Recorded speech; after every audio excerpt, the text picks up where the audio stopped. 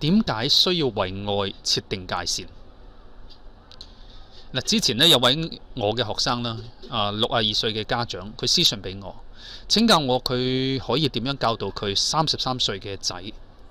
咁我感到好好奇嚇，咁啊請佢比較詳細咁講講啦。咁佢就話啦：我以前就係掛住工作，唔曉得去學下教養嘅方法。佢係低能量性格嘅，平日冇咩特別興趣，咁以為佢讀書成績好，咁啊忽略咗咯，冇訓練佢獨立。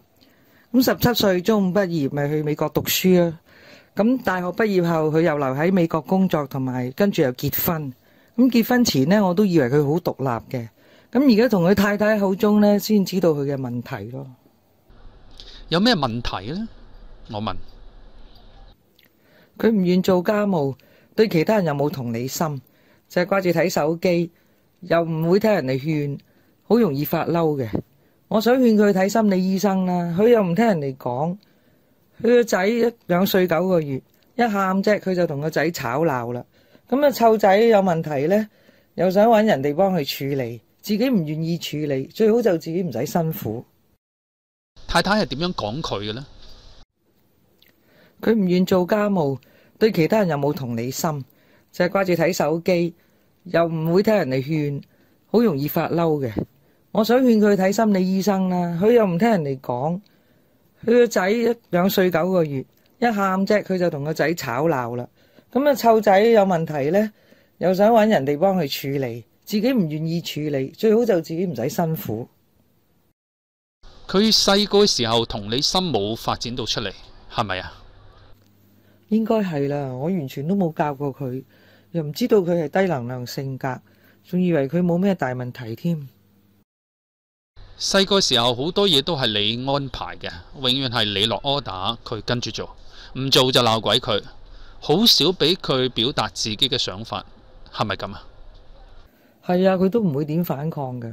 我完全用錯方法，又唔曉得先共情後說理，淨係責罵佢。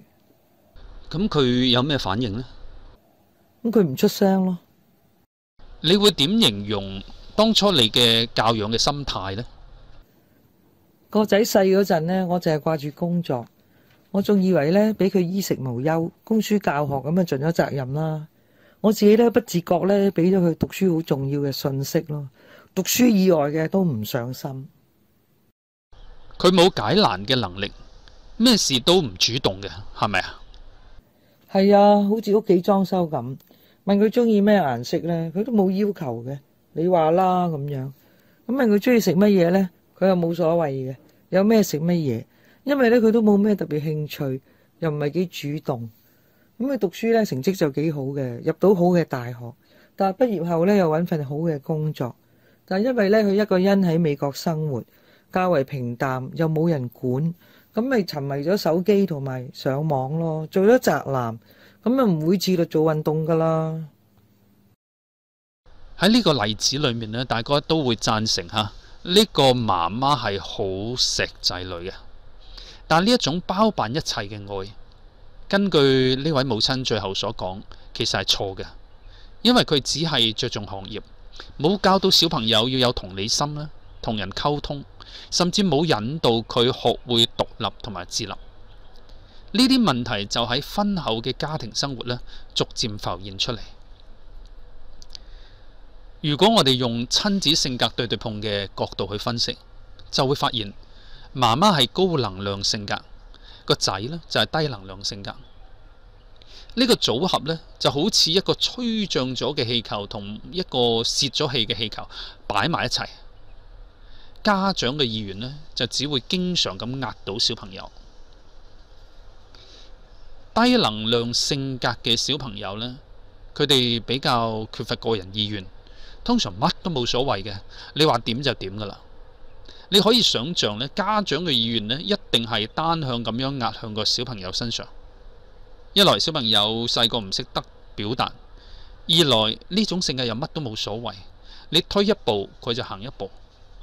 如果乜嘢都冇所謂，冇主見，呢種性格從細個係冇糾正到過嚟嘅話，佢之後嘅人生呢，就唔會知道自己想點啦，亦都唔識得為自己做選擇啦，唔知道自己嘅意願喺邊度啦，甚至為自己嘅意願去伸張啦。咁慢慢呢，就變成一個好似冇性格、冇要求，亦都唔懂得同人合作同埋溝通嘅人。呢個呢，就係上述案主所遇到嘅情況啦。另一個情況係呢，有啲高能量家長會加大力度去督促低能量嘅小朋友，但係請大家記住嚇，小朋友乜嘢都冇所謂係一回事，但係佢未必喜歡大人嘅干預。當小朋友冇好好表達佢自己嘅意願，並且其實佢又唔係好高興嘅，咁於是呢，佢就會跌落下旋，更加放屁、自暴自棄，又或者等你嗌破喉嚨呢，佢先至會喐一喐。呢個就係低能量小朋友反抗嘅方式啦。所以帶呢一種小朋友呢，家長需要特別自覺咁樣去收起干預小朋友嘅意欲，更加鼓勵佢哋去表達自己嘅意願，引導佢哋作出選擇。從細個嘅時候呢，就要平衡咗佢呢種性格下旋嘅趨勢。關於親子性格對碰呢，仲有另外3個組合，等我哋先逐一了解，然之後先至翻返去今日嘅主題，點解要為愛設定界線？第2個性格組合就係家長性格屬於高能量，小朋友亦都係高能量。嗱，我個比喻呢，就好似係2個吹脹咗嘅氣球放埋一齊咁，咁會發生啲咩事呢？一碰埋一齊就會彈開啦。點解呢？因為但凡高能量嘅性格，通常都會有一個好強嘅意願，好強嘅主張，我要點樣，我要點樣。親子都屬於高能量性格，就會容易出現意見上高嘅角力，大家好容易火星撞地球。家長不自覺咁樣事事要求小朋友去服從，而小朋友呢，就有住好強烈嘅個人意願，最終就成為咗邊個主導邊個嘅呢一個拉鋸。高能量小朋友呢，一落下旋就會出現好多衝動嘅表現，佢哋會有好多反叛同埋對抗嘅行為。呢個係因為咧，佢哋嘅意願咧係冇被表達，亦都冇被接納。大人冇同細路仔強烈嘅意願相處好，總係覺得唔可以俾細路仔贏。當然啦，你係大人，佢係細路仔，一時三刻你一定可以壓住佢嘅。但係記住咧，小朋友嘅年紀係會與日俱增嘅，總有一日佢會長大，到咗一日佢嘅拳頭亦都會變硬。當佢拳頭硬嘅時候，佢亦都會學咗你嗰種事事都會夾硬嚟嘅呢種作風。咁佢嘅潛在嘅反叛呢，會逐漸變成一啲赤裸裸嘅對抗。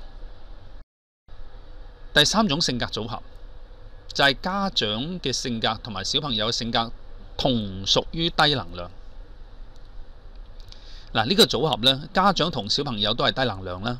就好似2個泄咗氣嘅氣球放埋一齊咁樣。低能量性格係乜都冇所謂嘅，家長冇所謂，小朋友亦都乜都冇所謂。家長又唔懂得鼓勵小朋友表達自己嘅意願喎。大家嘅性格都係嗰種得過且過，咁樣小朋友就會喺冇大人嘅帶動之下呢，從而改變佢呢種性格嘅質素。家長唔多要求，小朋友冇意願去表達，甚至去作出選擇，於是呢，佢哋就會變得越嚟越 hea 啊！無論係過度干預嘅高能量家長，抑或係得過且過嘅低能量家長，對於小朋友嚟講呢，個結果都係好似嘅，就係佢哋嘅行動力冇喺適當嘅指導之下獲得培育，大咗就好難自立，為自己嘅事情做選擇。第4個性格組合就係家長性格屬於低能量，小朋友嘅性格屬於高能量。喺呢個組合裏面呢，高能量嘅小朋友中意點就點，會經常擴展自己嘅意願同埋界線，而低能量嘅家長呢，好多時都冇佢哋辦法。嗱，一來呢唔夠佢哋咁高能量啦，二來呢低能量家長呢就會好容易不自覺咁樣走向放縱型啊。嗱，唔一定所有家長都係咁嘅。嗱，剛才我都講咗，低能量家長係冇乜要求，冇乜界線又唔清晰。高能量小朋友呢，反而好懂得去維護同埋擴展自己嘅利益同埋意願，經常會試大人嘅底線。所以呢個組合，如果簡單啲講呢，家長呢會係俾細路仔食住嘅。呢啲細路仔可能好蠱惑嚇，亦都可能脾氣好大。家長有陣時會受唔住，冇辦法去招架呢啲高能量嘅小朋友，於是慢慢呢就會妥協咗落嚟。